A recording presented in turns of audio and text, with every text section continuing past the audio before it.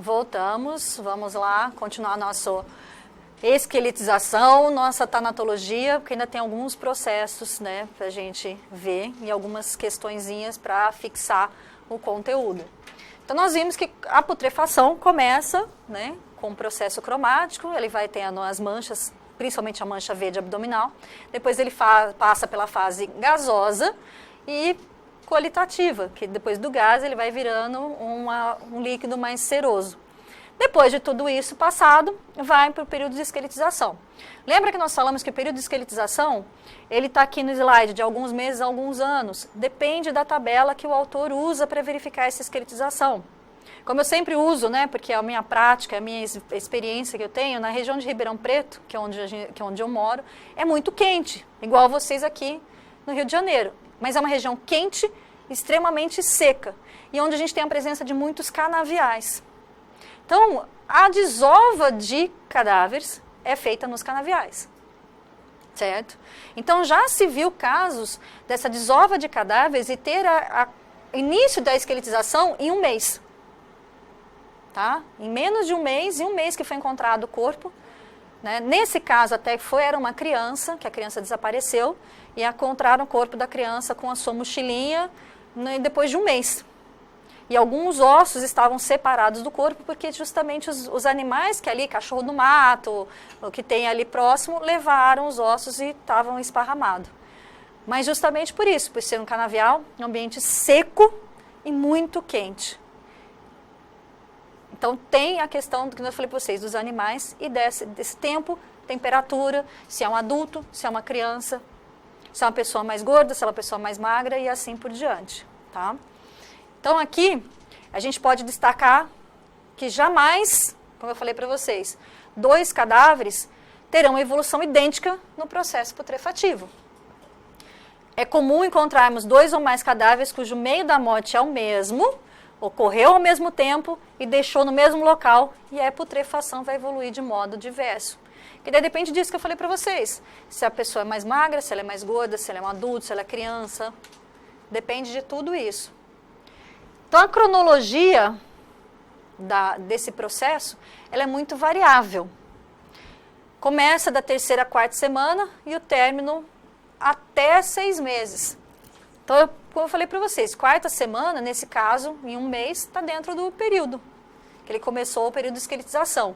E vai variar, né? Depende do clima, do ambiente, se tem mais ou menos fauna cadavérica, se tem mais animais ali próximo também. Se ele está ao ar livre, se ele foi inumado, se ele foi submerso. A gente sabe que na submersão, o processo de putrefação ele é mais demorado, ele demora um pouco mais para acontecer, né? Se ele está ao ar livre, ele vai ocorrer o processo de putrefação normalmente, mas vai depender de outros fatores. Então está aqui, um cadáver, né? Que já aqui provavelmente deve ser as vestes, porque tem aqueles fiozinhos, né? Então tem um resto de vestes e aqui os ossos, a luva cadavérica que a gente comentou, aqui ó, viu? Conseguiu ver? Não, não necessariamente. Porque mesmo se tem luva, está afogado, não necessariamente, tá? Porque aqui no caso ele chegou a um período de esqueletização, então ficou aqui. Às vezes ela pode ser, a gente vendo, interpretando na foto, às vezes você pega de internet e fica ruim ver. Pode ser que seja uma luva cadavérica, ou pode ser que seja uma luva de roupa mesmo. É, porque assim, tá? Para a luva estar presente, o processo de esqueletização todo já foi... Provavelmente seja uma luva... Na mão de baixo não tem, né? Na mão de baixo está toda cheia de osso, já está todo esqueletizado. Aqui você vê também que ele não é tecido vivo, é tecido de roupa, né? Ele é tecido, mas tecido de roupa, ele não é tecido vivo. Tá? E já chegou todo o processo de esqueletização. E aí depende do ambiente que ele está. De repente pega aqui um ambiente mais úmido, que eu falei para vocês, se é um ambiente mais seco. Você está num canavial ou numa floresta, isso tudo vai depender, né? Para chegar nesse estado, para o tempo para se esqueletizar. E aí nós vimos todos esses processos, todos, né? O processo destrutivo, na verdade, ele tem a autólise, que não deixa de ser uma putrefação, né? E depois a putrefação que ela passa por esses períodos, que essa sequência dos períodos é importante guardar. A fase cromática, a fase gasosa, a colicoativa e depois a esqueletização. São fases que, né, como o pessoal aqui no presencial está falando, é decorar. Tem que saber de cor e salteado. Porque ele pode perguntar qual a sequência de fases da putrefação. Ou se aquelas fases que estão ali pertencem à putrefação. Porque a gente tem esse processo transformativo, destrutivo. Mas a gente tem o transformativo conservador, que nós veremos a partir de agora. E aí o primeiro processo transformador conservador que nós vimos é a saponificação ou adipocera, que é a transformação do cadáver em uma substância de consistência untosa, ou seja, ela parece aquela manteiga, sabe? Aquela bem gordurosa que a gente passa no pão, que faz mal pra caramba no coração, é aquela lá, mais mole, quebradiça algumas vezes e de colorido amarelo claro, e vai dar aparência a um sabão ou cera. Por isso que ele chama saponificação, que ele tem essa aparência de sabão, ou adipocera, que vem relacionado a isso, a uma cera. Ele parece aquela cera de passar em carro, sabe? Aquela bem branquinha de passar em carro, ela parece a consistência pastosa. Há uma transformação gordurosa e calcária do cadáver. Não é um processo inicial. Ele não começa de cara a saponificação, tá? Ela é depois de um estágio mais ou menos avançado da putrefação, sendo um fenômeno raro. Esses fenômenos conservadores são raros, não é que todo cadáver vai acontecer.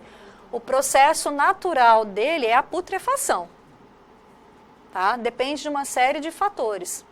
É a mesma história da putrefação, para que aconteçam esses processos conservadores, ele vai depender do local de onde ele ficou. E da reação do organismo também. Dizem que, né, os autores dizem que pessoas mais gordas, a tendência é mais fácil ter esse processo de saponificação, porque a gordura que já tem corpórea é maior do que uma pessoa magra. Tá? Então depende de uma série de fatores, não é assim, assim não vai acontecer. Todos os fenômenos conservadores são mais raros. É de difícil acontecer. Então aqui a adipocera transforma quimicamente os tecidos do cadáver, conservando em sua forma, feição, como se tivesse a pessoa acabado de morrer. Ela vai transformando de um jeito que ela fica com... Você consegue reconhecer a pessoa pelas feições dela, porque ela transforma quimicamente, que a pele fica pouco alterada. As gorduras vão se transformar em glicerinas e ácidos graxos. E estes vão combinar com alcalis, dando sabões amoníacos e, né, com amoníaco e alcaloides terrosos. Vocês já viram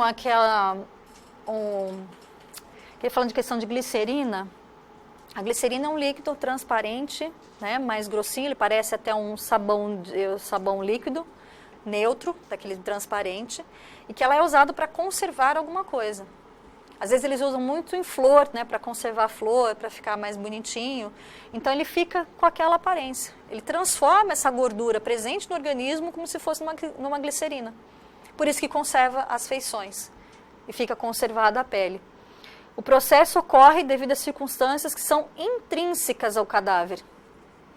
E principalmente ao meio onde ele permanece o corpo. Se ele está na água e no solo, ele fica como principal responsável por esse fenômeno. Tá? E normalmente esse solo mais úmido, não é um solo mais seco, que ele vai transformando. E que eu falei para vocês, alguns autores dizem que pessoas mais gordas a tendência a ter mais, ser mais fácil chegar à adipocera ou à saponificação do que os magros. Porque justamente esse fenômeno depende da transformação de gordura, né? Se você pega, por exemplo, a minha amiga Olivia Palito, ela não tem gordura, não tem como se transformar, né, em glicerina, em sabão e ficar com esse fenômeno de adipocera. Então, ele vai transformar em sabões por ação dos sais da água, adquirindo no cadáver uma maior resistência. O processo começa cerca de 1 mês depois da permanência do corpo na água. Então ele não é direto. Começou, ele vai... A maioria dos corpos começa a putrefação. Depois do estado mais avançado de putrefação, que ele pode ocorrer a saponificação adipocera. Então sempre só rola se estiver na água? Na água ou em solo muito úmido. Tá? E fraca na face, né? Começa a permanência no corpo na água, é visível na face aos 3 meses. Então a face seria a parte que consegue, como eu falei para vocês, você consegue manter as feições dela com esse fenômeno de saponificação. Aí no caso é fraca, então está escrito errado? Tipo Fraca. Deve ser fraca na face. Tá? A transformação completa requer cerca de 1 ano depois do processo. No início do processo, ainda é possível reconhecer diversos órgãos, porque como ele tem essa transformação da gordura em glicerina, ele vai conservar, por isso que ele chama de conservador, e vai ficar idêntico depois de algum tempo. Tá? Mas para chegar a esse processo de saponificação completa, 1 ano após a morte, ou seja, ele tem que ficar 1 ano dentro da água, ou naquele solo. Pode ser que aconteça? Pode. Né? Porque às vezes se você pega uma pessoa... Oi? Uma pessoa desaparecida que não está com documentos. Em Barretos tem um caso de um moço que desapareceu, já faz muitos anos. Eu lembro que quando ele desapareceu, eu era nova. Né? Ele tinha na época entre 24 e 25 anos, hoje já deve estar com seus quase 50, 40, 50, se ele estiver vivo. Várias vezes a mãe procurou, que tiveram suspeitas de alguns corpos que poderiam ser dele e não eram. A identificação foi negativa. Né? E ainda, falei, parou, agora ninguém mais lembra. Falando, de vez em quando a mãe dele ainda tem alguma notícia, assim, tem um corpo que apareceu que pode ser, mas provavelmente deve estar morto, né? Porque a gente brinca com essa era digital, onde todo mundo tem rede social, tem WhatsApp, tem telefone, você consegue achar as pessoas na rede social facilmente, né? A não ser que tenha sido uma briga muito severa entre a família, eu jamais deixaria meus pais sem saber onde eu estou. Um jeito de entrar em contato, porque também a facilidade de você conseguir um celular hoje é muito grande. Vamos supor que nesse caso ele esteja morto, que é o que todo mundo acha. Né? Se ele ficar 1 ano dentro de um ambiente aquoso, só que é difícil, porque no ambiente aquoso, lembra que a gente viu na aula de afogados? Você morreu, vai ter a fase gasosa, então ele pode subir e vai ficar boiando. Só que tem animais. Um rio também, ele não fica, ele é um rio, né? Na água, pode ser uma lagoa. Se é uma lagoa, alguém vai ali e vai ver, porque é uma pequena ali. Se é um rio, provavelmente ele vai ser levado pela correnteza. Alguém uma hora vai ver. Se for, né? Exatamente, se for no mar é o mesmo, alguém vai carregar. No mar ainda tem o sal que conserva mais ainda. Se você pegar a embalagem de comida, você vai ver que o conservante mais utilizado nos alimentos é o sal. E aí, tem mais peixe ainda, se chegar até o mar. Se ele sair desse rio de água doce e chegar até o mar. Então você tem a fauna. Você tem todos os animais, os peixes, dependendo do lugar. Vamos lá, num Pantanal, tem piranha, tem cobra, jacaré, que vai chegar lá, se não tiver um alimento, ele vai se alimentar daquele corpo. Então é difícil chegar por causa disso também. No meio aquoso, né, tem animais que sobrevivem naquela região. Ok? Isso é uma foto do livro do professor França. É difícil, né, a gente ver, porque como ele está branco e preto, a gente não consegue identificar muito. Mas você vê que ele está quase intacto. Né? Que ele está inteiro, aquele processo que a gente viu de gasoso, da putrefação, onde ele incha, ele não acontece, porque justamente transformou-se, né? Teve essa transformação das gorduras, provavelmente estaria num ambiente aquoso, né? Submerso, e manteve. Aqui as feições nem tanto, né? Não chega a acontecer antes, não? Porque não é logo depois da morte? A saponificação ocorre depois da morte, ela não ocorre antes da morte. Mas ela... O inchaço... Sim, o inchaço é antes. Então, no caso, aconteceu mesmo de qualquer forma antes disso. O processo, que nem você viu ali no segundo professor França, os slides foram baseados no livro do professor França. Ele vai ocorrer essa saponificação depois de um estado avançado de putrefação. Ele não ocorre nos primeiros momentos. Tem um estado, vai se passando o período da putrefação e passa. Aí fica. Pode ser que ali, o estado avançado, o que ele também colocaria como estado avançado de putrefação? Em qual fase? Talvez ali entre a fase gasosa e não chega, provavelmente ele não chegue na fase qualitativa. Que ali naquele meio, entre a fase gasosa e a qualitativa, ele vai continuando a putrefação e se transforma em sabão. Porque o curso normal é a fase gasosa e qualitativa, porque ele vai destruir, formar aquela coisa mais cerosa e depois vai para a esqueletização.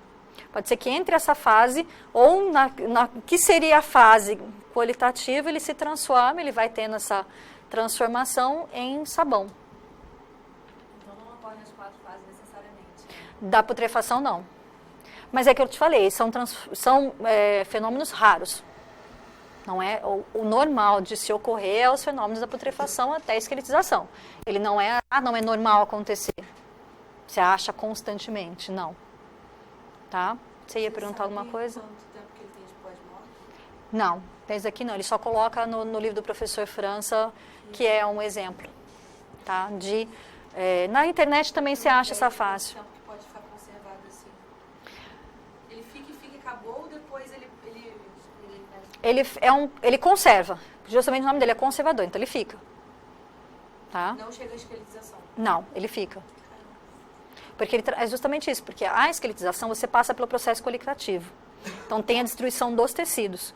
E aí vai destruindo e chega à esqueletização. Nesse processo, há a transformação da gordura dos tecidos em glicerina. E que a gente falou, a glicerina, ele é um conservador, então ele vai mantendo. Você viu, professora, aquela notícia que deu sobre uma mulher que tem não sei quantos anos de morta e o corpo dela não se decompôs. Pode ter sido isso? Tipo, eu acredito que... Pode. Eu não vi a notícia. Aí pode ser assim, nesse caso, a mulher morreu há muitos anos atrás e manteve o corpo. Ele pode ocorrer a questão dessa saponificação realmente, ou até uma mumificação mantendo o corpo, entendeu? Mantendo a fisionomia, todos os tecidos. Mas pode ter ocorrido sim.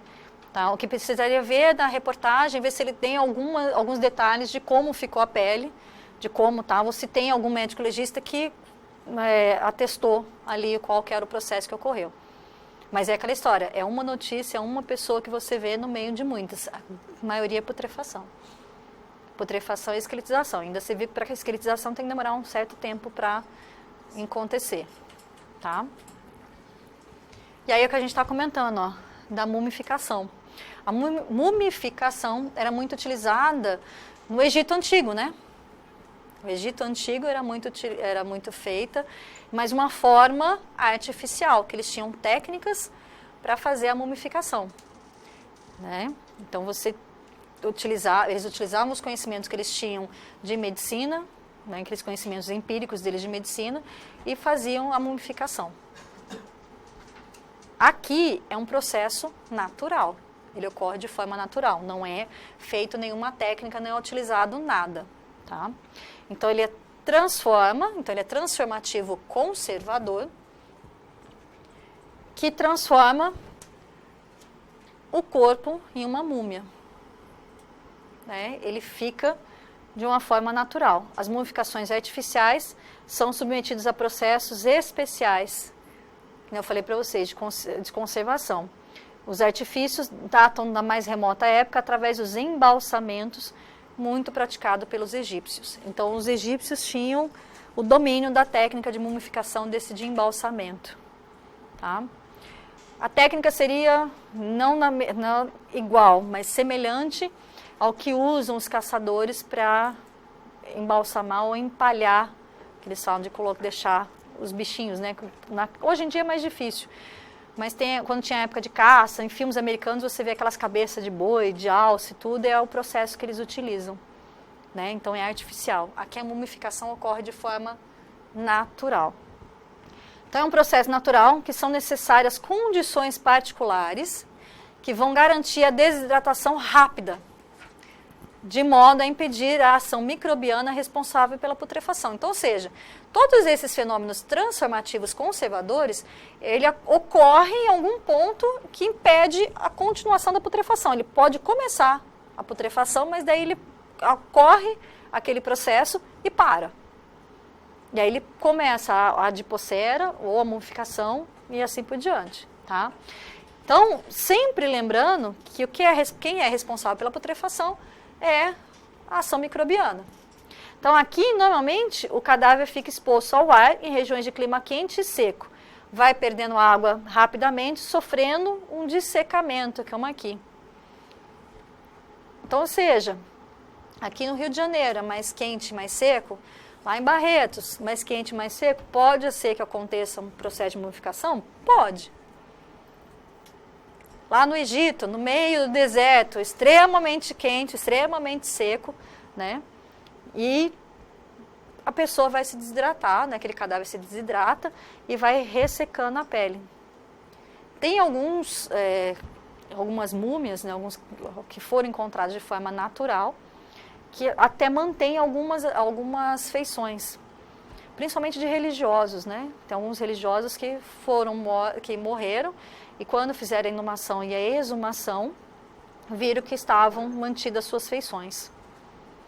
Então você conseguia manter essas feições pela mumificação e foi um processo, dizem que um processo natural.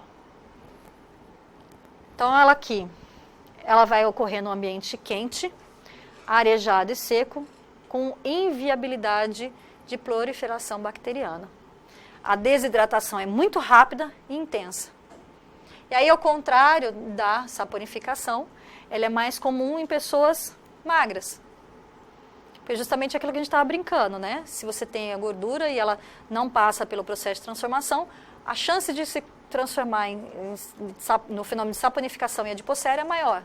Aqui, em caso de pessoas magras, é mais fácil o processo de mumificação e em crianças. O peso e o volume são reduzidos e a pele tem aquela desidratação muito rápida. Um outro processo que pode ocorrer é o processo de calcificação ou petrificação, que é a infiltração de sais de cálcio nos tecidos e células do cadáver, os quais, uma vez precipitados ou depositados, darão a este a aparência de um arcabouço difuso, resistente, sólido, tenso e pétreo. Esse fenômeno pode ocorrer no corpos que ficam por períodos prolongados em solos rochosos e fartos em compostos calcários, especialmente o carbonato de cálcio. Mais frequentemente ocorre em fetos, que mortos e retidos na cavidade uterina, constituídos chamados litopédios, que é a criança de pedra. Recentemente houve um relato de uma mulher chinesa que ela ficou por quase 30 anos com uma criança dentro do corpo. Essa criança veio a óbito e ela não sabia que estava grávida, veio a óbito e ficou. Então essa criança se transformou nessa pedra, por isso que eles chamam criança de pedra, tá? Que é o litopédio.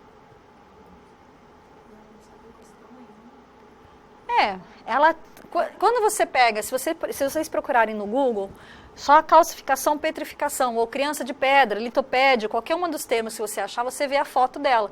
E ainda tinha uma barriguinha mais acentuada, certo? Mas se não me engano ela não quis.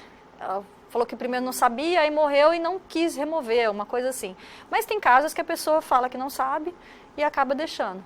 Mas no caso dela, depois ela precisou remover a criança, tá? Mas ficou durante muito tempo, mas por questão de saúde ela precisou remover. Mas, se não me engano, ficou mais de 30 anos, tá? Não tem necessidade, né? Vamos falar sério, gente. Não tem necessidade. Se ela não sabia, é difícil, mas se ela sabia... Doida de pedra, bom, uma boa analogia, viu? E outro fenômeno também raro de se ocorrer é a corificação. Que daí o próprio nome já diz, você transforma o organismo em couro, tá? Ocorre em corpos que são mantidos em urnas metálicas fechadas hermeticamente, principalmente de zinco. Quando ocorre essas urnas metálicas fechadas hermeticamente? Quando tem alguma patologia, né, infecciosa ou em casos de radiação. E depende da radiação, que normalmente o que barra a radiação é chumbo, né?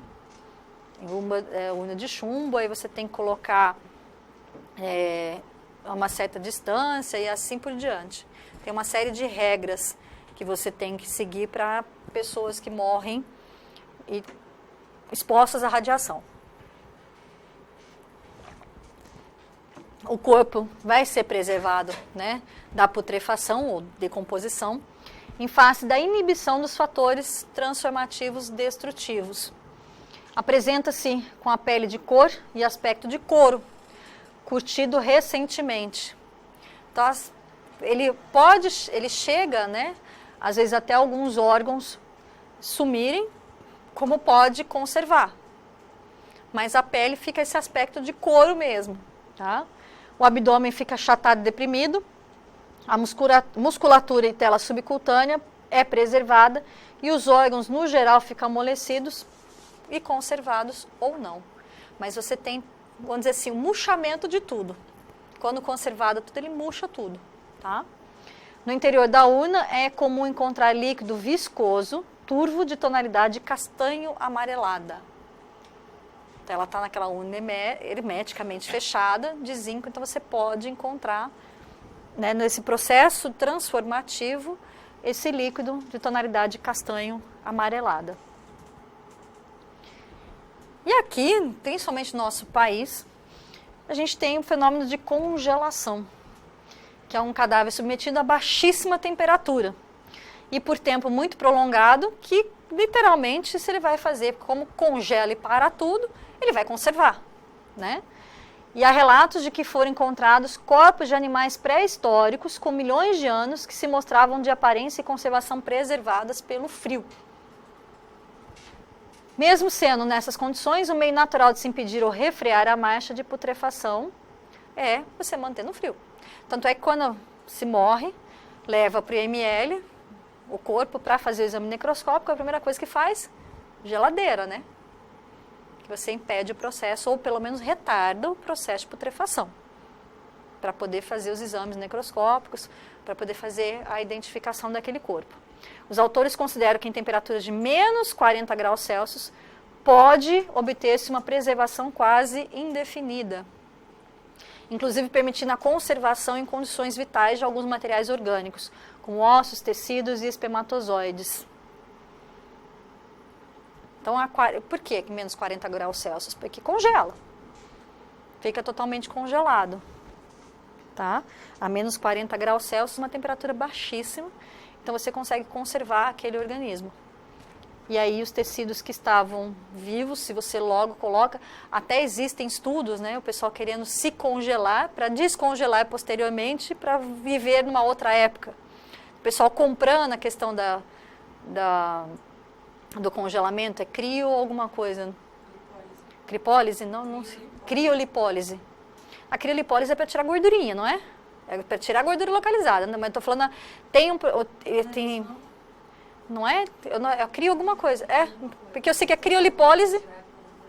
É criolipose, não. As pessoas, tem reportagem saindo no Fantástico que a pessoa está comprando urnas realmente, né, que você congela inteira. A pessoa vai se congelar inteira, ela quer se congelar inteira em vida, para amanhã ou depois ela se descongelar e continuar a vida. Mas isso não é possível, né? Não, tem uma novela, exatamente, tem uma novela dessa, mas tem alguns casos. Procura no Google, quem está aí na internet, vê se acham, tem um nome aí de congelamento. Quem tiver com bateria ainda no celular, porque essa altura do campeonato nós aqui, né?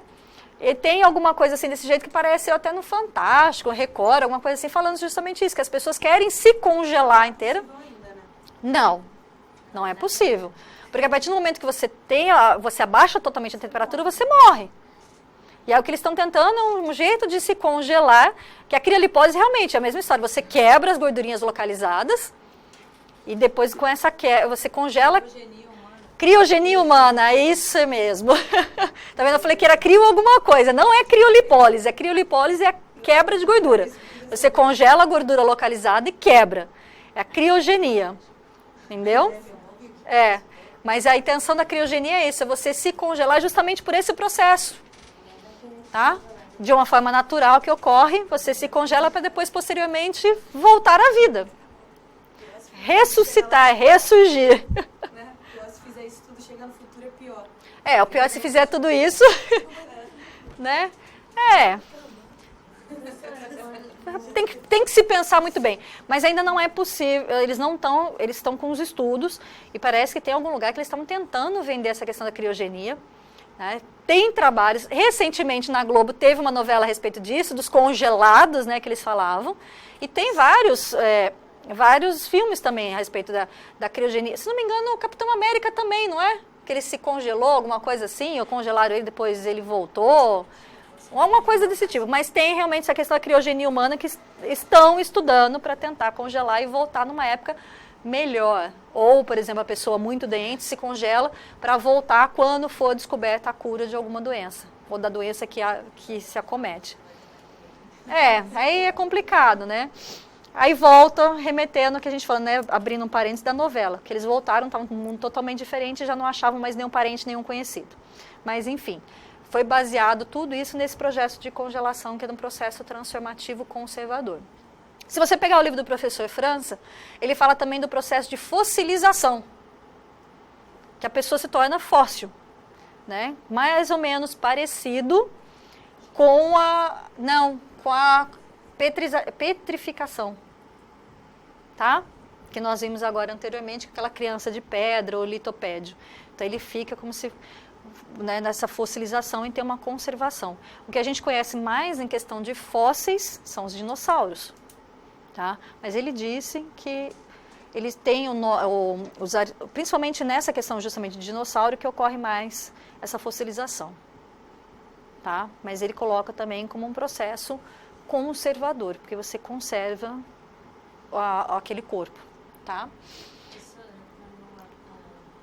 já ouvi o caso que botaram o moço na geladeira e ele estava em movimento, tentando sair. Cai nesse caso de Mas caso real? Nunca vi, não. Porque normalmente... Bom, você pode ser, mas eu acho difícil a pessoa colocar numa geladeira e tentar fugir, parece aquela coisa difícil, você tentar... Tá, não. Você lembra quando a gente viu na aula a respeito de energias, né, de temperatura?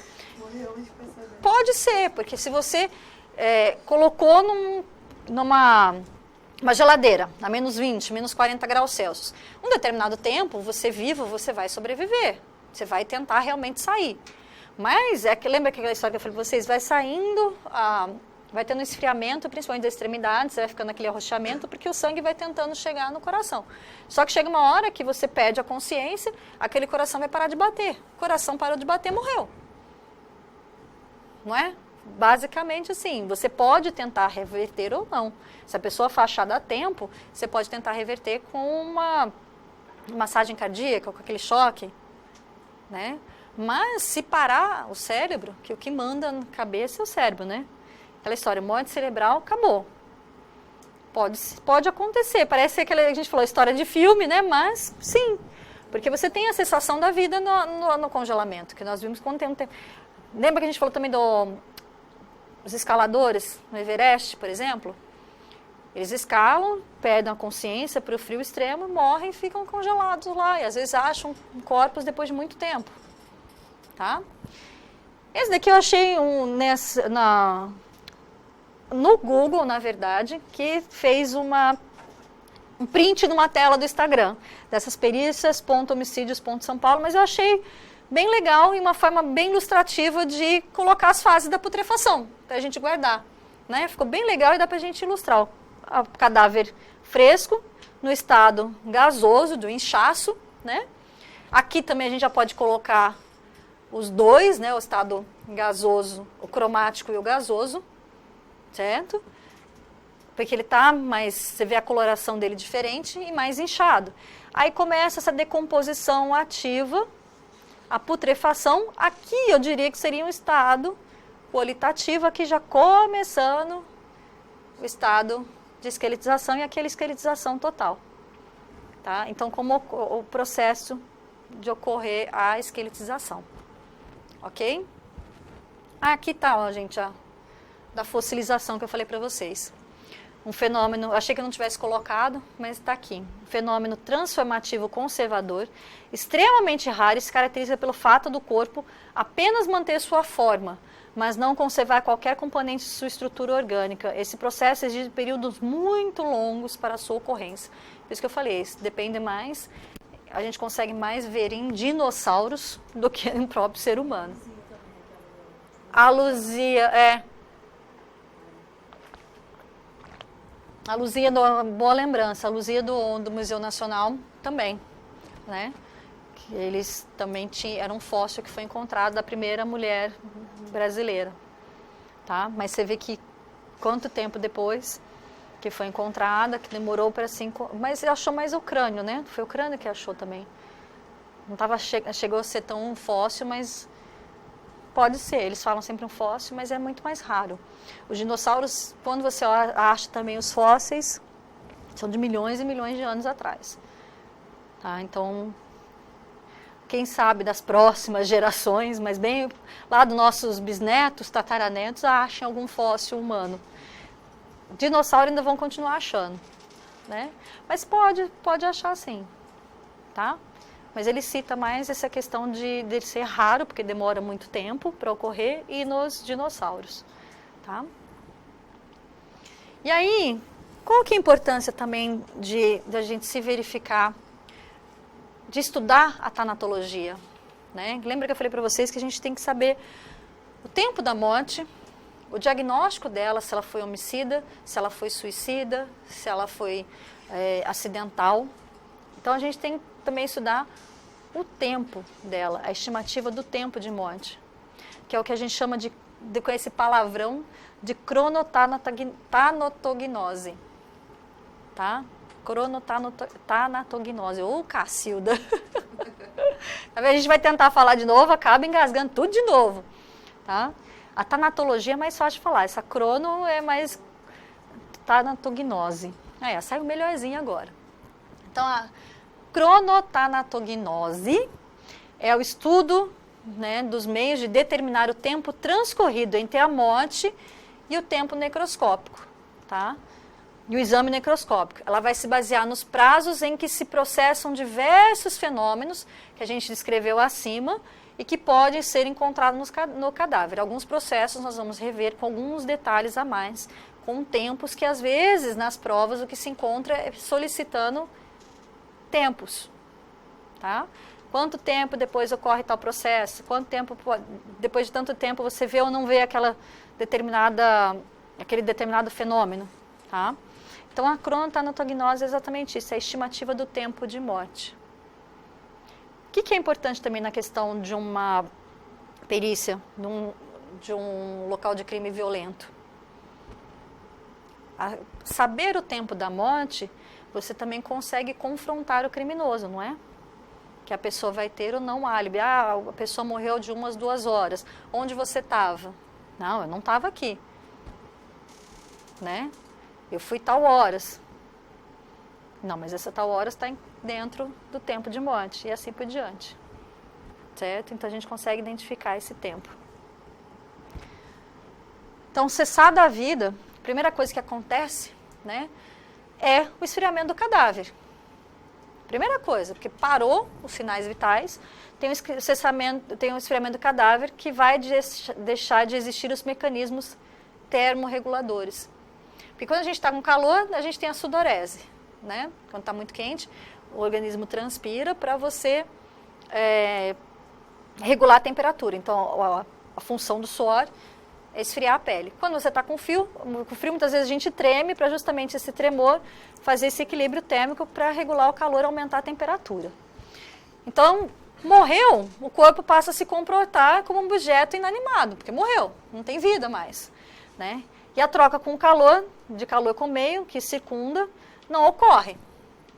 Ele vai só perder o calor, né? Recebe calor se o meio apresentar a temperatura mais elevada. E vai ceder a temperatura se for um ambiente mais baixo. Ele vai liberar essa temperatura. A segunda hipótese, que é a mais ocorrida com frequência, né?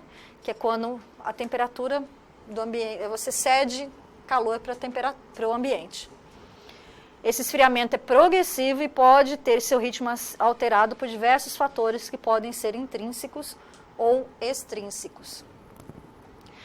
Dentro dos fatores intrínsecos, o que pode afetar com mais, né, um esfriamento mais rápido ou mais devagar do cadáver? A idade. Os adultos, né, até pela própria composição corporal, ele vai se esfriar mais lentamente que as crianças, se for encontrado nas mesmas condições, no mesmo tempo de morte. Mas até pela composição corporal, para o adulto ser maior, ter mais gordura, ter mais músculos, ele demora mais para esfriar do que a criança. A constituição do corpo, indivíduos com maior volume, isso aqui é um jeito bonitinho de chamar, né, o pessoal de mais gordinhos aqui. Ó, maior volume, mais corpulentos, mais musculosos ou mais gordos. Aí ele foi até bonzinho, mais musculosos, né? Eles vão se esfriar mais devagar também justamente pela constituição, porque ele tem mais massa, tem mais gordura para esfriar do que quem é mais magrinho. A gente até brinca, né? A tendência realmente é essa. Você vê quem é mais gordinho sente menos frio. Quem é mais magro tem a tendência de ter mais frio. Toda regra tem sua exceção, né? Mas essa é a tendência e quando a pessoa morre, continua a tendência. Os gordinhos, os mais musculosos, se esfriam mais devagar. E a causa morte também. Se a pessoa morreu decorrente a uma febre muito alta, ele vai retardar o processo de esfriamento. Porque até resfriar todo aquele corpo, ele demora e age, né, apressando o esfriamento do corpo. As vestes são os fatores extrínsecos. Então, dependendo da veste que ele tiver, vai demorar mais ou menos. Se a gente tiver, né, nós mulheres, de vestidinho de alcinha, ela não vai impedir o esfriamento do corpo. Agora, se tiver com aquele sobretudo quente, o corpo vai demorar mais para se resfriar, porque ainda aquele sobretudo mais quente mantém o corpo mais aquecido. Então, ele vai manter um pouquinho mais de tempo a temperatura daquele corpo. A unidade, elevada dificuldade à evaporação e radiação do calor, restando o esfriamento do corpo, ou seja, onde ele está. Se ele está em um ambiente arejado, ou não, se tem aquela circulação de ar. O local, se ele é um ambiente fechado e abafado, ele vai proteger contra a perda de calor, então vai demorar mais tempo para esfriar o corpo. Quando há uma diferença de 5 a 6 graus entre a temperatura axilar e retal, é sinal de morte, né? A perda de calor que nós vimos é em média 1,5 graus Celsius por hora.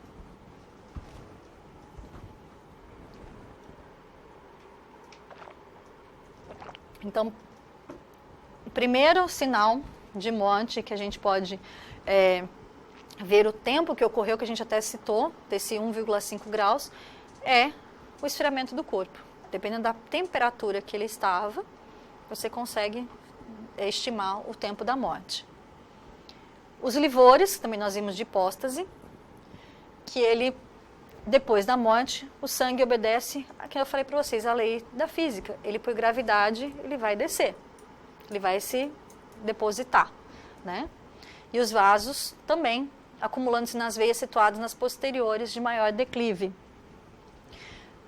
Não só das superficiais, mas também as vísceras, depositam tudo. Então, todas as veias, as artérias, as vísceras que têm circulação sanguínea em nosso corpo, é nele todo, parou a circulação, a tendência pela gravidade é descer onde ele vai estar. Se tiver em decúbito dorsal, né, vai ficar nas costas. No ventral, ele vai ficar no abdômen. Então, onde encostou, fica, tá? Ele deposita. São livores de hipóstase ou cadavéricos e as hipóstases viscerais. Eles informam sobre a causa da morte, mudança de posição do cadáver e também a respeito da morte. Segundo Flamínio Fávero, que é um autor de medicina legal, muito famoso e mais antigo, ele diz que ela se inicia com pontilhado hemorrágico aos 10 minutos depois da morte. Então, depois de 10 minutos, você consegue ver aqueles pontilhadinhos, como os livores. E após 1 hora, ele já consegue ser mais visível. Dentro de 8 a 12 horas, lembra que nós vimos que de 8 a 12 horas, esse livor, essa mancha, né, também da hipóstase, está bem fixa na região onde ela se depositou. Esses prazos podem variar, pois há causas que podem retardar ou acelerar esse processo. Geralmente são de cor violácea escura, mas podem, porém, ter cor vermelho clara no afogamento ou nas mortes por monóxido de carbono. São pálidos ou pouco visíveis nas mortes por anemia aguda. Então, lembra também que no afogamento, o sangue ele é mais claro, ele é um vermelho mais claro. Nas outras mortes por asfixia, ele é um vermelho mais escuro. Aqui também, quando você tem um afogamento, essa hipóstase vai ser um vermelho mais claro. E nas mortes por monóxido de carbono também. Nas outras, ela vai ser um roxo bem mais escuro. Ok? E aí tem uma diferença do livor e da equimose, que nós falamos também muito da equimose. O livor é um fenômeno cadavérico, puro e simples, né? Ou como a gente brinca, simples assim. E a equimose é uma lesão vital. Ela só vai ocorrer a equimose em vida. Está dentro das veias. Na equimose, o sangue se extravasa e infiltra na malha do tecido, porque você tem uma ruptura dos capilares, lembram na equimose? Então, se ela tem uma ruptura, ele vai extravasar. Ali, ele não extravasa, ele se deposita, porque já não tem mais a circulação sanguínea, os livores. O livor desaparece pela compressão, então, ou seja, está ali, achou o corpo. Você comprime, ele desaparece. A equimose você pode ficar apertando que ela não vai desaparecer. Aquele roxo, né, que depois de uma batida, você fica lá apertando, ele não sai. Tá? Quando se corta, né, se secciona uma zona de livor, vemos que ela não tem infiltração hemorrágica. E o sangue começa a projetar. Na equimose, os tecidos estão infiltrados por sangue. Esse diagnóstico se faz necessário, pois os livores no início vão se assemelhar e se confundir com a equimose. Então, está aqui que eu falei para vocês, né? A equimose, que é aquele roxo, tem o extravasamento, a ruptura de vasos capilares de sangue. Aqui ele se depositou. Tá vendo que onde ficou encostado, como eu falei para vocês, nas nádegas, nas costas, onde ele ficou encostado, ele não se deposita, porque tem essa compressão. Isso é de extrema importância, porque se eu acho um cadáver assim, porque ele foi mexido. Né? Ele morreu de barriga para cima, no decúbito dorsal. E se alguém mexeu, tentou manipular esse cadáver, e ele já está mais de 8, 12 horas, eu consigo ver que foi movimentado. Aqui nessa parte roxa, que a gente falou na violácea escura, né, uma parte roxinha, se eu fizer a compressão, some. Na equimose eu posso ficar apertando lá e não sumir. Às vezes até piorar, né? Se a gente ficar apertando e batendo ali, a gente piora essa situação. Ok? Então, vamos lá. Qual que é o tempo da morte? Como ocorre, né? Quais são o tempo que leva para ocorrer cada estado que a gente viu agora? Então, a rigidez cadavérica, nós vimos que 1 a 2 horas depois do óbito, a mandíbula e a nuca já ficam travadas. Ela já tem aquela rigidez que você não consegue fazer a movimentação. 2 a 4 horas nos membros superiores. Então, o caso lá do livro, ela devia ter feito pelo menos depois de 4 horas, que já estava aquela rigidez, foi tentar tirar digital e ficou preso. Nos membros, né, inferiores de 6 a 8 horas e nos músculos torácicos e abdominais de 4 a 6 horas. Lembra que eu falei para vocês os gases da putrefação? Que eles são inflamáveis? Eles ficam até o 4º dia. Então, os primeiros dias, primeiro dia, os gases não inflamáveis é o gás carbônico. De Do segundo ao quarto dia, são hidrogênio e hidrocarbonetos. Então, até aqui, até o quarto dia, os gases presentes são inflamáveis.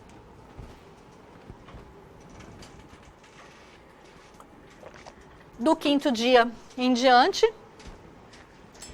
são gases não inflamáveis. Aí você acha o azoto, o hidrogênio e amônias compostas, também não inflamáveis, tá?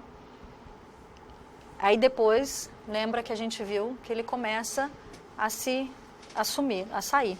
Onde ele achar um buraquinho, ele vai saindo, tá?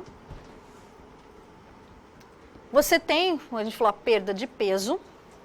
Essa perda de peso, é preciso saber com precisão o peso real da pessoa.